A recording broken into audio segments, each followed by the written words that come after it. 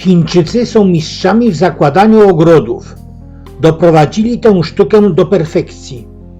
Ogród chiński to nie tylko drzewa, krzewy i kwiaty, ale również wspaniała ogrodowa architektura i określone ściśle zasady projektowania ogrodowych założeń. Ogrodom nadawane są intrygujące nazwy, np. ogród mistrza sieci czy ogród pokornego zarządcy. Pierwszy pawilon to rodzaj garażu tamtych czasów, czyli dynastii Qin. Początki tego niewielkiego ogrodu mistrza sieci sięgają bowiem XII wieku. Wnoszono tu palankin z właścicielem lub gościem. Liczba tragarzy określała rangę dostojnika. To replika takiego palankinu. Stąd już pieszo udawano się do dwóch dalszych pawilonów i ogrodu. Na bogato zdobionej bramie prowadzącej do dalszej części ogrodu widnieje napis o tym, że najważniejsza w życiu każdego człowieka jest edukacja. Miało to przypominać dzieciom gospodarza, że aby zostać urzędnikiem cesarskim, trzeba się kształcić. Z lewej i prawej strony umieszczono rzeźby z nauczającym Konfucjuszem. To pawilon, w którym gospodarz przyjmował gości, organizował różne uroczystości, np. urodziny. W tym pawilonie była biblioteka i miejsce nauki dzieci gospodarza. Wszystkie pawilony są przestronne, bo znajdowało się w nich niewiele mebli. Ogród mistrza sieci jest niewielki, ale należy do najpiękniejszych ogrodów w Suzhou. W centralnej części ogrodu zawarta jest kwintesencja chińskiej sztuki ogrodowej. Mamy tu więc wodę w postaci stawu, otaczające go skały, pawilony oraz bogatą roślinność. Odbicia w wodzie powodują, że ogród wydaje się być większy. Ważnym elementem chińskich ogrodów są tzw. księżycowe bramy. Są to okrągłe przejścia, które na zasadzie soczewki skupiały spojrzenia na pewien wycinek ogrodu. Dzięki temu oglądamy go dokładnie tak, jakim był założony 1000 lat temu i jakim chciał go pokazać architekt krajobrazu.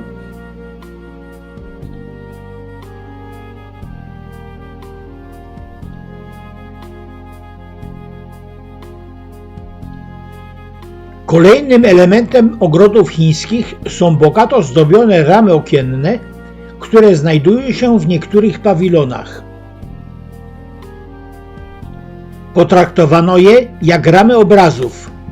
Roślinność za oknem stanowi jakby obraz w pięknej ramie.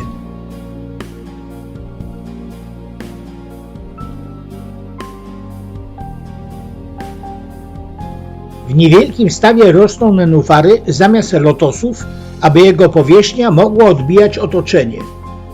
Ciekawe jest pochodzenie nazwy ogrodu. Nawiązuje ona do zdarzenia, jakie przytrafiło się córce właściciela. Pewnego razu wybrała się nad brzeg jeziora Taihu.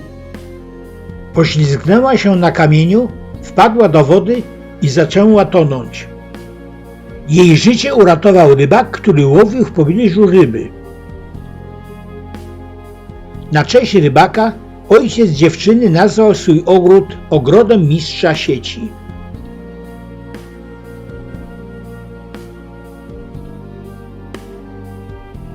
To mostek życzeń. Aby się spełniły, należy pokonać go 3 krokami. Nie jest to łatwe zadanie. W maju obficie kwitną glicynie.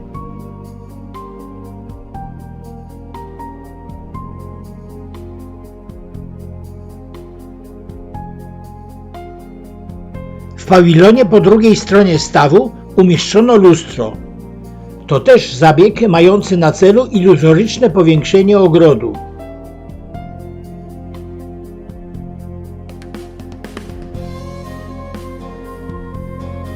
Piękne nefrytowe medaliony chroni szkło. Są zbyt cenne.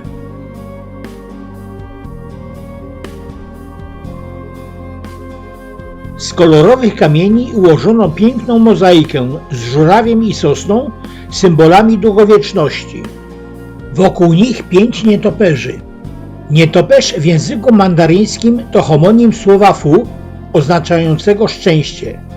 5 nietoperzy to szczęście, długowieczność, bogactwo, radość i godność. I tego życzyli sobie gospodarze ogrodu. Drugim ogrodem znacznie większym jest ogród pokornego zarządcy. Założył go urzędnik w czasach dynastii Min, który za korupcję został usunięty z urzędu. Przyjechał więc do Suzhou i założył ten ogród. Ogród pochłonął wszystkie jego oszczędności i były urzędnik zbankrutował. Pozostał w tym ogrodzie jako jego pokorny zarządca. Ogród składający się z 3 części ma powierzchnię ponad 5 hektarów. Za tym pawilonem jako fragment krajobrazu w ramie ustawiono skałę z jeziora Taihu. Przed nami pawilon niebiańskiego strumienia.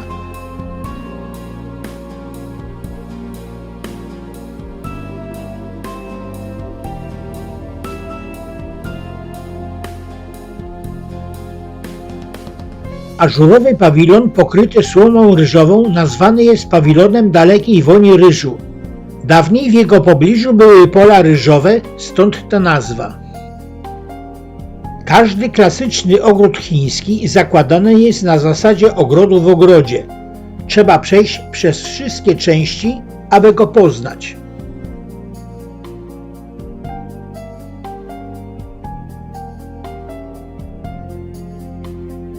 Tu też zastosowano motyw krajobrazu w ażurowej ramie okiennej.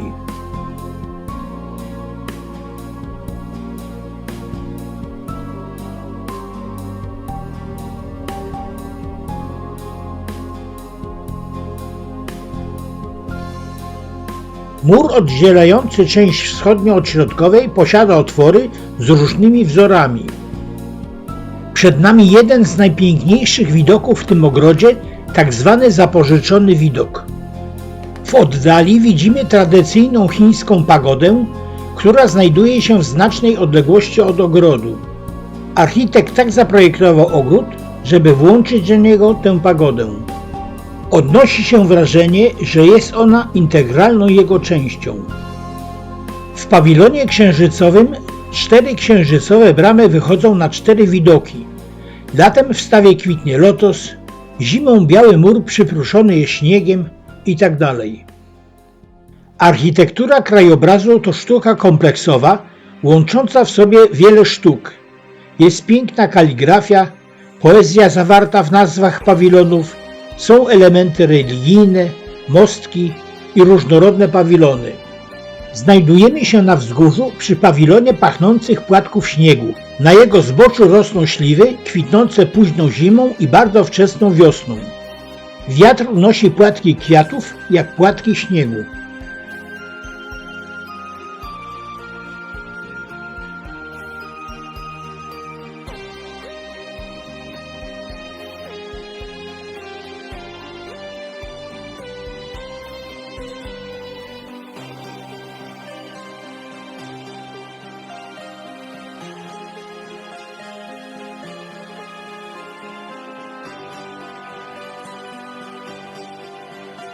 Inną charakterystyczną cechą chińskich ogrodów jest wielopoziomowość unikająca monotonności. Stąd różne wysokości pawilonów, altan i ich dachów.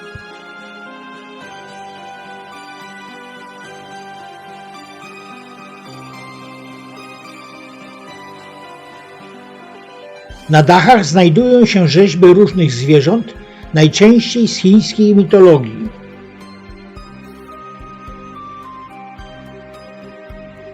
Mostki łączące pawilony są zygzakowate. Miało to chronić spacerujących przed złymi duchami. Według wierzeń duchy mogą się poruszać tylko w linii prostej. Kolejny biały mur oddziela część centralną od części zachodniej ogrodu. Stanowi jakby cielsko smoka z pawilonem przypominającym smoczą głowę.